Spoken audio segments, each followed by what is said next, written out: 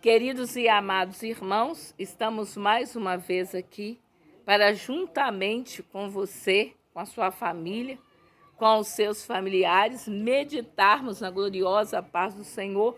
Você que já é inscrito no nosso canal, Deus muito te abençoe. Você que ainda vai se inscrever, seja uma bênção para muitas pessoas. Se inscreva aí no nosso canal, Deus te abençoe poderosamente. Contamos, com você para o crescimento do reino do Senhor. Você é muito importante no nosso canal e que as bênçãos do Senhor sejam grandemente derramadas sobre a sua vida e a sua casa. Estamos entrando nesta tarde com mensagem de Deus para o seu coração, que está registrada no Evangelho de Jesus Cristo, segundo escreveu o evangelista João, capítulo 8, que diz assim: a mulher adúltera. Jesus, entretanto, foi para o Monte das Oliveiras, monte muito falado, na palavra do Senhor, onde o Senhor se retirava para orar. De madrugada, voltou novamente para o templo, e todo o povo ia ter com ele, e assentado os ensinava. Os escribas e os fariseus trouxeram à sua presença uma mulher surpreendida em adultério, e fazendo-a ficar de pé no meio de todos, disseram a Jesus: Mestre, esta mulher foi apanhada em flagrante adultério, e na lei nos mandou Moisés que tais mulheres sejam apedrejadas. Tu, pois, o que dizes? Quando os fariseus e os saduceus levaram essa mulher, os escribas e fariseus levaram essa mulher até Jesus, eles estavam provando a Jesus que atitude ele tomaria para que ele pudesse ser acusado, porque eles estavam vivendo na lei. Era olho por olho e dente por dente. Portanto, quando Jesus estava ali ensinando, esses escribas e fariseus trouxeram à sua presença aquela mulher e chegaram a fazê-la estar de pé diante do Senhor. A Bíblia diz que fazendo-a ficar de pé no meio de todos, envergonhando aquela mulher. Quando eles chegaram ali, aonde Jesus estava ensinando, aonde tinha uma grande multidão, aonde tinha muitas pessoas, eles acharam de pôr esta mulher de pé, a envergonhando e querendo dizer o que Jesus dizia. Se ele fosse contra a lei, para eles ele não seria um homem que servisse à lei mosaica e seria expulso e morto. Mas eles disseram a Jesus: Mestre, chamando de mestre, eles teriam que ter o reconhecido como Senhor. Mas chamando de mestre para o provar, queriam ver qual seria a resposta de Jesus. Porque se eles sabiam, como eles disseram, que na lei de Moisés, aquela mulher surpreendida pelo adultério, ela teria que ser morta. Eles chegaram a dizer: na lei nos mandou Moisés que tais mulheres sejam apedrejadas. E tu, pois, o que dizes? Na lei de Moisés, no tempo aonde o Senhor enviou os mandamentos para que o seu povo seguisse, por causa da dureza dos corações dos homens, tudo quanto faziam ali, já recebiam ali das Escrituras, da palavra que os julgam, já recebiam dali a resposta. Hoje nós vemos que pela bondade, grandeza e misericórdia de Deus, nós temos como que um cartão de crédito. Nós vivemos ou fazemos de qualquer maneira e depois nós temos que acertar as nossas contas. Entenda você, queira você ou não, chegará o dia de acertos de conta. Ali, quando eles levaram aquela mulher, eles já queriam que ela pagasse o seu preço ali. O preço era de morte, era apedrejamento. E eles olham ali para Jesus e dizem: Mestre, Moisés diz que tais mulheres sejam apedrejadas. Mas tu, pois, o que dizes? Nós vemos que pela lei de Moisés, esta mulher é digna de morte, é digna de uma morte terrível pelo apedrejamento. Mas e tu? O que o Senhor diz? Isto diziam eles tentando para terem que o acusar, porque eles sabiam que Jesus exercia a misericórdia. Se Jesus dissesse para eles o contrário, eles diziam: ele falou contra a lei, ele tem que morrer. E eles dizendo para acusar, mas Jesus, inclinando-se, escrevia na terra com o dedo. Quando Jesus se inclinava e escrevia na terra com o dedo, eu creio que esta expressão mostrava para aqueles homens que aquela prova, aquela palavra que eles trouxeram ali, Deus conhecia, o próprio Jesus conhecia a intenção do coração deles de o acusarem. Ele continuou na mesma serenidade, ele continuou na mesma tranquilidade. E ele inclinava e escrevia na terra. Não sabemos nós o que ele escrevia. Não sabemos nós qual mensagem ele estava entregando ali e ensinando ali. Mas ele olhando ali aqueles homens, como ele diz: e o Senhor, o que o Senhor diz, o que o Senhor mestre diz? Eles insistiram. Jesus estava tão sereno, Jesus estava tão tranquilo, escrevendo ali, e eles insistiram como se insistissem na pergunta: Mestre, o que o Senhor diz? Trouxemos diante de ti uma mulher pega em flagrante adultério. Não é que nos contaram, é fato consumado. Temos aqui testemunhas. É fato que essa mulher seja entregue à morte, seja entregue aos seus algozes, que esta mulher seja morta e morte por apedrejamento. Eles insistiram com Jesus.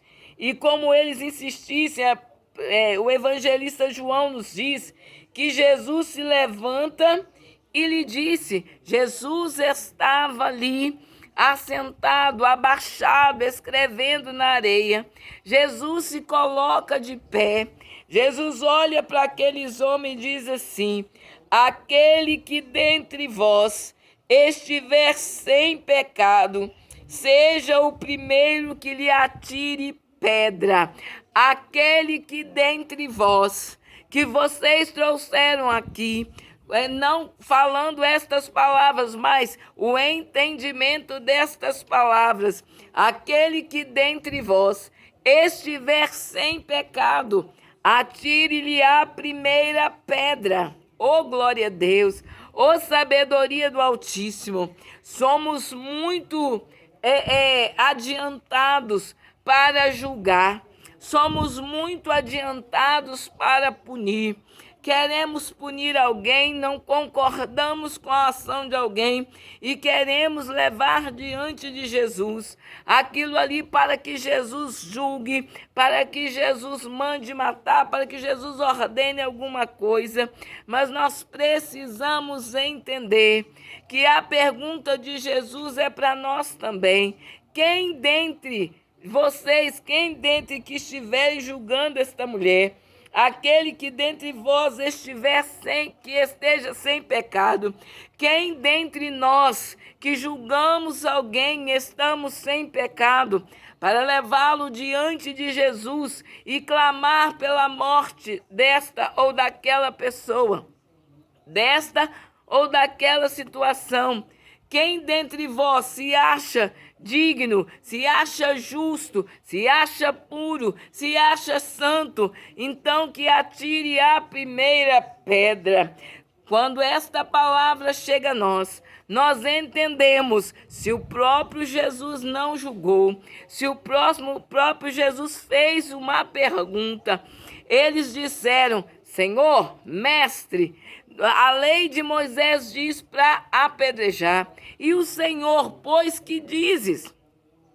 E o Senhor responde àqueles escribas e fariseus, aqueles algozes daquela mulher, aqueles homens carnívoros. Ele chega a dizer, ele responde eles com uma pergunta: aquele que dentre vós que não tenha pecado, que esteja sem pecado, atire a primeira pedra. Vocês que não têm pecado, alguém aí não tem pecado? Vamos colocar assim como se fosse uma pergunta.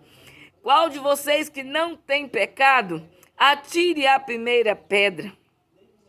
Eles ficaram, eu creio, na minha conjectura, que aqueles homens ficaram envergonhados, porque sabiam que verdadeiramente Jesus é o mestre. Jesus era e é o mestre. Ele, com toda a sabedoria, ele diz: quem não tem, então faça. Mas qual homem, segundo a palavra do Senhor, não há justo sequer na terra? E a Bíblia diz que o Senhor, ele é juiz. Há 4 pilares nessa terra. O pilar que liga o trono do céu à terra, que é o juízo, a verdade, a justiça e a misericórdia de Deus. O único que pode exercer juízo é Deus. O único que exerce a justiça é Deus. O único que é a verdade é Jesus. Ele diz: eu sou o caminho, a verdade e a vida. E o único que exerce sobre nós a misericórdia é Deus. E ele exerceu a sua misericórdia, o pilar que liga o trono de Deus à terra. Ele exercendo mais uma vez ali a sua misericórdia que ele veio fazer na terra. Ele veio descer sobre nós a vida. Ele veio descer sobre nós a misericórdia, que o próprio Jesus disse: misericórdia quero e não holocausto. Quando ele diz isso, aquele que estiver sem pecado, seja o primeiro que lhe atire pedra. Aí Jesus torna a abaixar, torna a se inclinar e a continuar escrevendo. Eu não sei o que Jesus escrevia. Eu não sei o que aqueles homens se estavam entendendo o que ele escrevia, mas talvez ele estivesse escrevendo nas minhas palavras: eu sou o bom pastor dá a sua vida pelas ovelhas. Aleluia! Ele é o Deus que, quando quer tirar a sua vida, ele dá a sua vida, a vida dele ao seu resgate. Ele é o Deus quando vocês vai as suas forças, e ele vem, o Senhor é a nossa força. Ele é o Deus que, quando a sua alegria desaparece, ele vem com a alegria dele. Eu sou o Deus da sua salvação. Eu sou o Deus da sua alegria. E ele continua escrevendo na terra. Aleluia! Mas ouvindo eles esta resposta e acusados pela própria consciência. O que a sua consciência diz de você? A consciência deles, quando levaram aquela mulher ali, estavam voltados a acusar a Jesus, a querer provarem, acusarem a Jesus. E acusando aquela mulher, eles queriam tocar em Jesus. E deixa eu te dizer uma coisa: acusando você, que é templo do Espírito de Deus, querem acusar o Deus que serve a você, quer provar que qual Deus, o tipo de fé, o tipo de serviço que você tem para Deus. Cuidado com os algozes, cuidado com os acusadores. E quando eles ali, ouvindo aquela resposta, começaram a pensar, a entrar, a ouvir a sua consciência: mas como eu vou apedrejar se eu sou assim, assim, assim? Como eu vou apedrejar se eu fiz assim, assim, assim? Ainda que o meu pecado seja diferente desta mulher, talvez eu não tenha cometido adultério como ela cometeu. Talvez esse flagrante adultério dela foi o que a gente viu, mas ninguém viu o meu flagrante adultério que o Espírito de Deus, o Senhor Jesus, vê. Aleluia! E eles começaram a ser acusados pela consciência. Você pode fazer alguma coisa que até ninguém veja, mas a sua consciência não morre e ela sabe. E ela próprio te acusa. Não precisa que alguém te acuse, ela próprio te acusa. Foram se retirando um por um, a começar pelos mais velhos, até ao último, ficando Jesus e a mulher no meio onde estava. Começou a sair aquelas pessoas, começou a sair de um a um. Aleluia! Porque ficando ali só Jesus e a mulher. A mulher estava já ali acusada. Jesus era o mestre. Jesus foi a porta de escape daquela mulher. Jesus foi a porta do livramento de morte daquela mulher.